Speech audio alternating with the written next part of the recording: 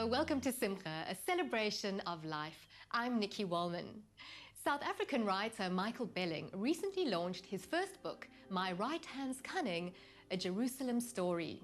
Set in 1951, 3 years after the first Arab-Israeli war, the book is both a tender love story and a tale of Israel in its early years.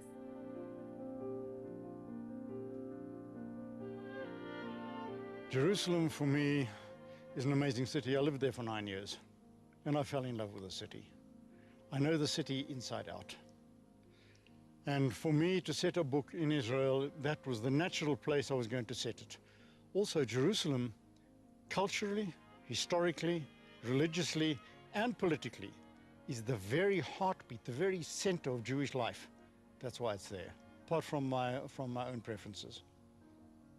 The title, very simply, is from Psalm 137:5, one of the best known lines in all the Psalms. If I forget thee, O Jerusalem, may my right hand forget its cunning. This book is a story about Israel in the very early days. 3 years after the War of Independence, 1951 it's set, which means when Israel was suffering from its biggest problems, that it managed to get through the War of Independence, but suddenly it had hundreds upon hundreds of thousands, quite literally, of immigrants, which it couldn't handle. They were put into transit camps. And you'll note the difference in the terminology from the Arab refugees who went. These were not put into refugee camps, but transit camps. Because by the end of the 50s, they were gone. So Israel absorbed its refugees. It was also a time before Israel was, if you like, a great power. And that is when the book is set, to show, in one sense, how much has changed in the Middle East, in another sense, how much nothing has changed. You know, like that old French proverb, the more things change, the more they stay the same. But it's a story also of a Holocaust survivor, not based on any real character, who is totally closed. A man who is alive but not living, as so many of them were. He didn't talk. He had a very distinguished academic career in Poland before the war. He was one of the very few survivors in his family, but he was working in a menial job in the post office. Typical of that sort of person. And he meets somebody, a Westerner, because had he met anybody from Eastern Europe, that person would probably have been as closed in as he was.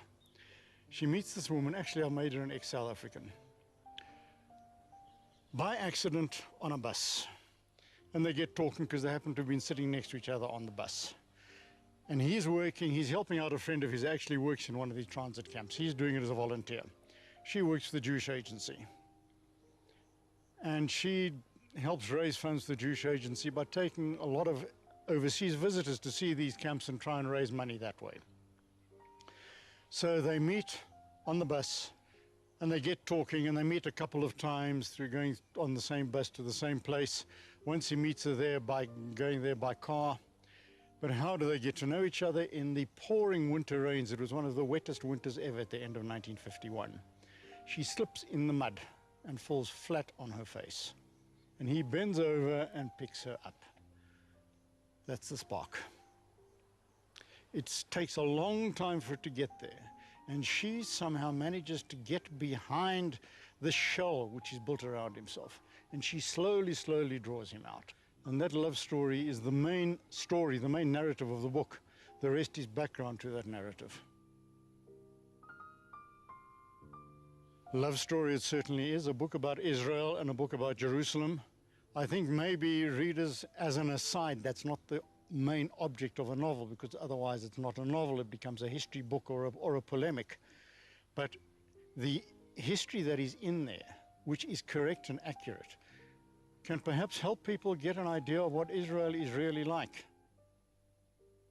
I have been told that the book, and this is from some of the people who've read it, some of the critics who've read it, is exceptionally well written and a very enjoyable and easy read.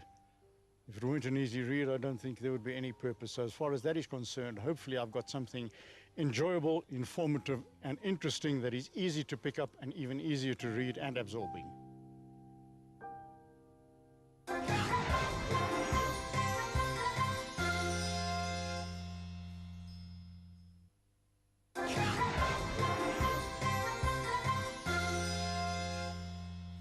week, Jews around the world will celebrate the festival of Shavuot, commemorating the giving of the Torah on Mount Sinai.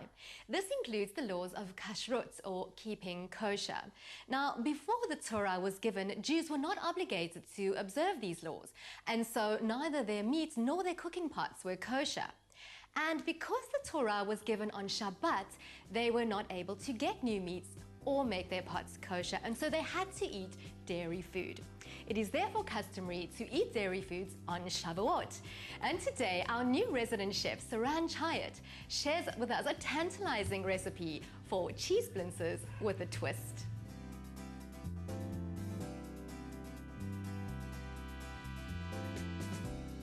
With Shavuot around the corner, today we're going to make a phyllo and cheesecake phyllo decadence.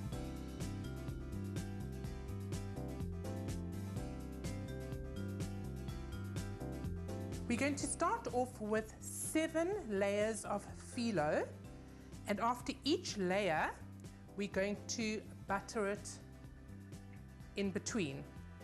So here we go, not too much butter, there we go, it's split, not to worry about that, it's going to be patched up by the next layer.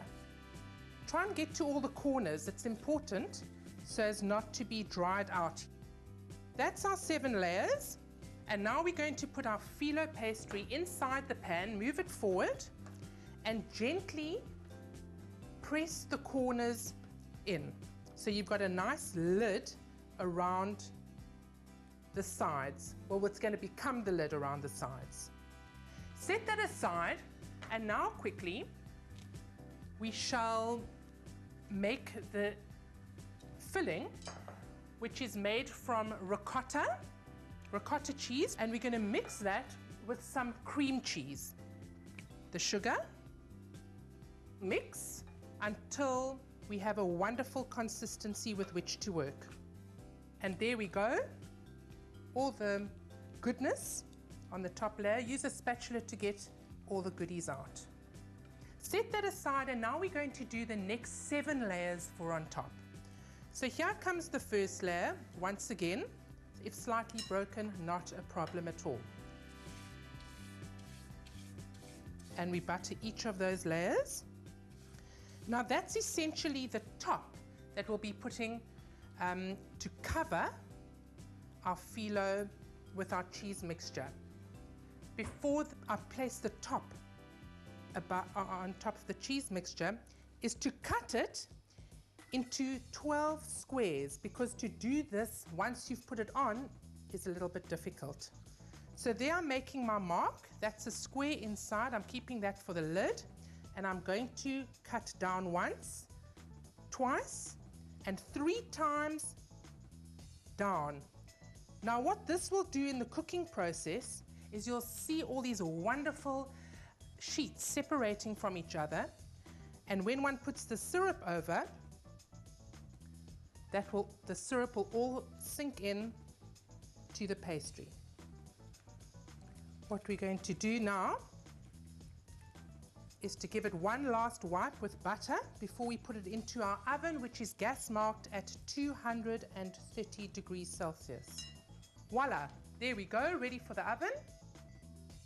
Now while your phyllo dessert is in the oven, we shall make the syrup to go in. What we need for that is water and caster sugar. We'll wait for that to boil up. We'll simmer it for 5 minutes. We're going to add the lemon juice.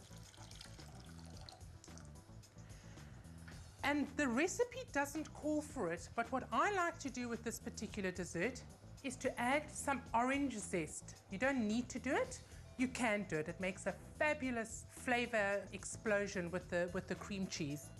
All you really want is the edge of the orange. That's the part that's got the wonderful flavor that infuses with the rest of the dish. You can see the lovely syrup consistency. Now you don't want it to go too dark, because we're not going to caramelize the syrup as such. We want it in a lovely pouring consistency that's going to go into every layer of the phyllo. So this is taken in my oven about 15 minutes to get golden brown. Let's have a look. And it's ready. Now with a very steady hand, we're going to drizzle the syrup all over the phyllo. Now another thing you can do on top that I did is you can even put nuts on. Pistachio nuts are wonderful, walnuts. Today I've done roasted almonds. So what I'm going to do is I'm going to sprinkle a few over. And also the nuts are fabulous for texture. So here it is, a quick and easy dessert, fabulous to eat. Your guests will absolutely love it on Shavuot. Chag Sameach to all of you.